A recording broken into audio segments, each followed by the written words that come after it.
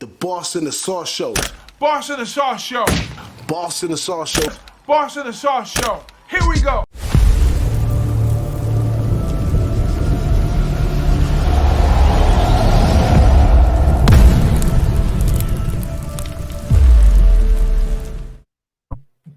Yes. Alabama. This is everybody always want to know about Alabama, but what I kind of found is some of the under teams are a lot more to find out about them. Mostly the big teams like Georgia and Alabama, they're stacked. So let's take a deep dive into it real quick. I'll break us off with the beginning. We got Nick Saban right here. He's in the 17th year right here at Alabama. He's returning 5 on offense, 5 on defense. He was 11-2 last year and 6-2 in conference, which is not something that Saban is really into. You got any notes on Saban for this year, Big Ragu? Oh, man. What can you say about Saban? Like I kind of touched on a little bit, but, yeah, I mean, his record speaks for itself. I mean, this team, he's coached – he's been in it every year, for the past, he's been there 17 years. Probably the last 10 years have been spectacular. But, just last year they had a 2-loss season, and I think he's a little hungry this year. Yeah, I think he has to be a little bit hungry this year. And jumping into the offense, he has the talent to prove it. I'm not too sold at the quarterback spot with Tyler Buchner, but from what I've further looked into it, they're not too sold on it as well. But so it is a quarterback race over there. Although Tyler Buchner probably has the edge with the new offensive coordinator, Tommy Rees, coming over from Notre Dame. So those two connecting, and that's been a connection that I've seen in the transfer portal that actually works. When you have an offensive coordinator or a coach or somebody who's bringing in the guys he has somewhere else that already knows his system, and I guess it's like a peer-to-peer thing.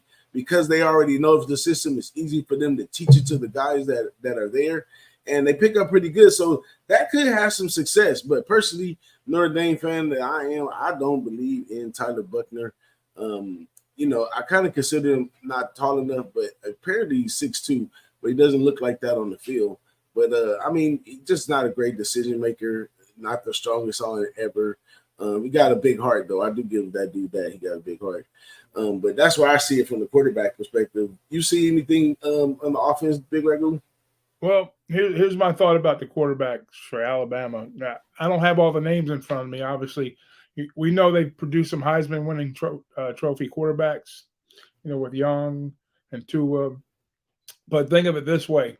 Saban has won some national championships with some under-par quarterbacks. I don't have to go through the list. I know Sims and I want to say maybe McCarron, but anyways, he doesn't need the 4-star, 5-star quarterback. He needs just a guy that, like you like to talk about, plug into their system. Now they are going to be strong up front, and they got a hell of a DB on that squad too that I'll talk about later. But the quarterback position, I don't think it is the bread and butter of the team. But like we say, in college football, we plug these kids into the system. And I don't want to say game manager, but, if he plugs into the system and they adjust and coach the kid to their style of play, then I think he'll be okay. As long as the turnovers don't come, I think everything else will take care of itself for Alabama.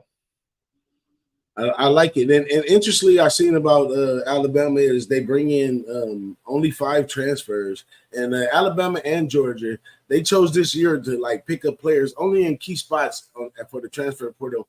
They're not out there trying to rape the transfer portal like some other coaches, but that's the thing that we're going to see. And we've seen it work in the transfer portal, mostly when guys come from well-established teams, let's say like Alabama, and go over to Georgia and stuff like that. It has a great outcome. So he's down only 5 transfers on this team, but he's already stacked with returning experience on offense. So in all the skill positions, Jason McClendon, Ja'Cory Brooks, top-notch players that are going to be out there, getting there. Last year they were number 3 in points per game. They ran the ball. They were number 30 in rushing and number 17 passing. So it's not that they lack. They just lost some key games last year that didn't get them to where they wanted to be. But you said you had something on the defense. Let's switch over to defense. Yeah. And The defense last year, points per game, number 12. Rushing, they were number 40. And in the past, they were number 16. It's always great when you have a good pass defense. That helps a lot in college football. So they are top ranked in the spots they need to be ranked in, and they're bringing in, a second year, more experience, and some talent in some areas. But go ahead, Big Ragu. Yeah, well, the defense, we've known that Alabama's had great defenses for years and years and years. We kind of think that Georgia's maybe clipped them over the top just a little bit here, but they're still Alabama. That and you said a great thing with the transfer portal. You've had basically a lot of teams that outperformed them in that category. But you know why? And if you look at Georgia too, we'll talk about that later. They didn't need it. They didn't need to go out and grab these players. They already have talent, depth. So they're all set. And we know LSU's DBU, but they got a kid. When we get across these teams, and I've got like 3 kids I want to highlight that are like all SEC second team, not first team, but second team. And then there's three positions I'm going to talk about it. And this is one of them here. Nathaniel Watson, his name is. He played. He was a top prospect in the state of Alabama. He's a two-way player. Played on both sides of the ball, but then he settled in on in the DB role for Saban. And this is a kid that's going to be playing on Sundays.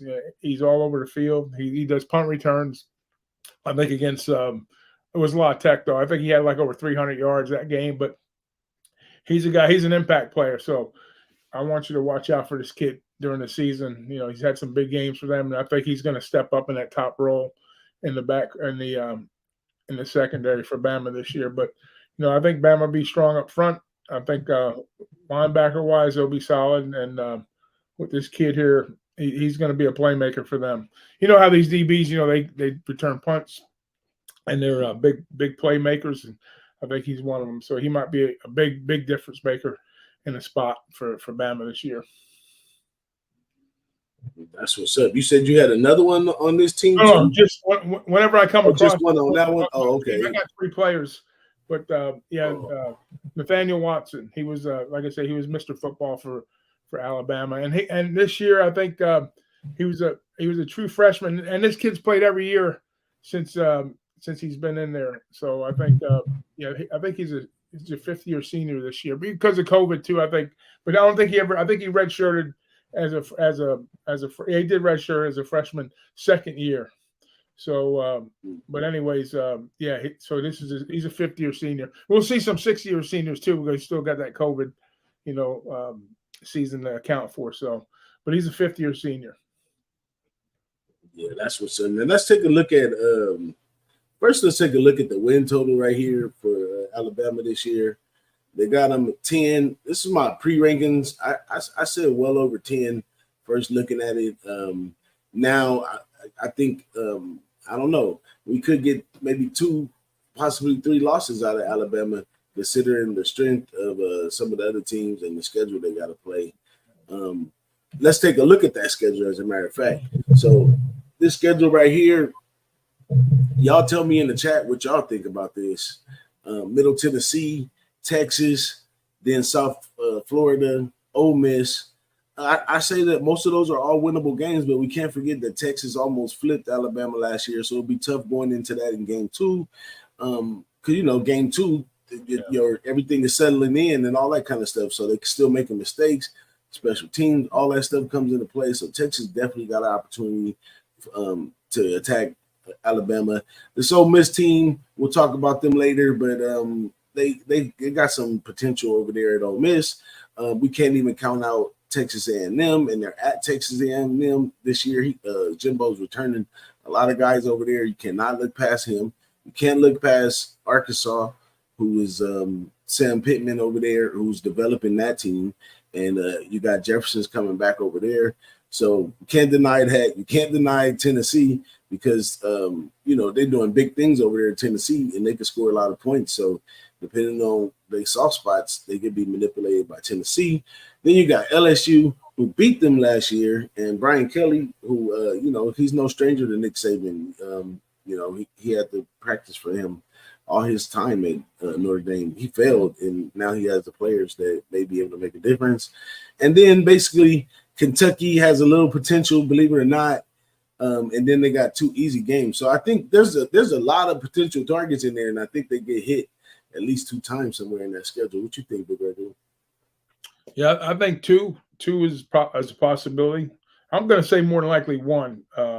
But yeah, Middle Tennessee and the Texas game, they should have lost that game, but they come back and they I don't know how they won that game, but they did. Texas kind of gave them that one on a silver platter, but good game. I think it's going to be another grinded out type game. He's playing some of his ex. The thing about Saban, the coaching tree goes deep, and there's a few of these coaches he's going to be coming up against again here. But the key losses last year were the LSU and the Tennessee, and this year they get to that's a revenge game for them. So that game is circled, and definitely the game that's circled is the LSU game, and they're both at home this year. So that's going to be the key. They get over the hump there, then I can see them still winning. Pulling out the SEC West with 1 loss, 2 losses. LSU is going to be tough to beat because I think LSU. We haven't talked about them yet. We'll talk about them, but later. But yeah, 2 losses. I can see 2 losses, possibly maybe even 1 loss here. But could 3 happen? Sure. I mean, it's college. It's an emotional type game with these youngsters. But I think Saban will have them ready to roll this year, and I think this team. I'm not going to say it's better than last year's, but I think they won't make a lot of the same mistakes that they made last year. I mean, they lost 2 games last year, a total of 4 points. They lost a 1-point game. They lost, the 1-point game with Texas, and then they had the LSU game, right? Yeah. So, but anyways, I think those are total, and they lost that game by 3. So we'll see what happens. But they lost the Tennessee game. They lost at Knoxville. I don't think it was last year. I think it was the year before. They said last year, but I think that's a misprint. No, I think it was last year. That's when they took down the goalpost and threw it in the river. Yeah. So how many games did they lose last year? Did they lose 2 or 3? Last year, LSU lost 3, I believe. 3, okay. But anyways, yeah, that's when Tennessee took the goalpost down over there. So now they got to avenge that loss. But anyways, we'll see what we come up with this year. Oh no, they lost 2. They lost 2 last year. 2. So yeah, they made it out of the Texas game. Yeah, that's what it was. Yeah. By Tennessee, and then I got Texas in my head as they lost that game. Yeah, they lost 2 games by 4 points. They lost the overtime game, and then they lost the 1-point game. So yeah, let me give a quick shout out to our chat, my man.